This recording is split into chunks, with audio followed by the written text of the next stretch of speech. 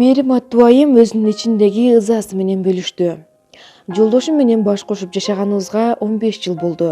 Шаарда өз үйүбүздө 2 балабыз менен турабыз. Башында квартирадан квартирага көчүп, базарда соода кылып бирге бутка турганбыз.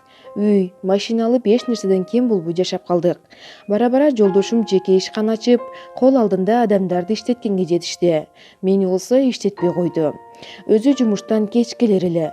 Бир жолу кармалып жаткандан телефон чалсам, жумуштан колу бошобой жатканын айтты. Макул деп телефонду өчүргөнгө камынып жатсам, телефондун ары жагынан аялдын үнү угулуп калды. Күйөөм телефонун өчүрдүм деп ойлоду, бирок мен алардын сүйлөшкөнүн көпкө угуп турдум. Жолдошумдун унаасында олтурушкан окшойт.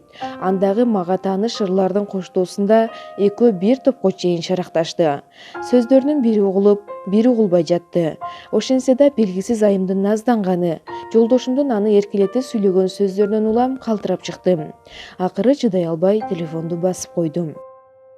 Үйгө келгенде эч кандай уруш чыгарган жокмун. Болгону бул кылыгын түшүндүрүп берүүсүн жөн гана сурандым.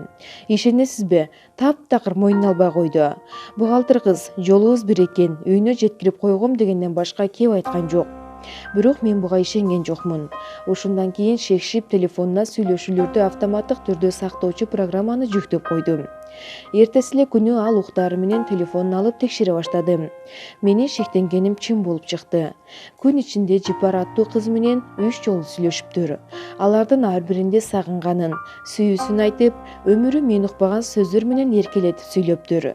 Мен ишенип жүргөн жолдошумдун бул кылыгы жүрөгүмдү жаралады.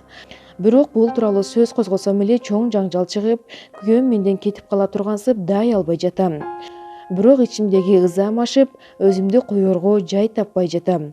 Эмне кылсам болот?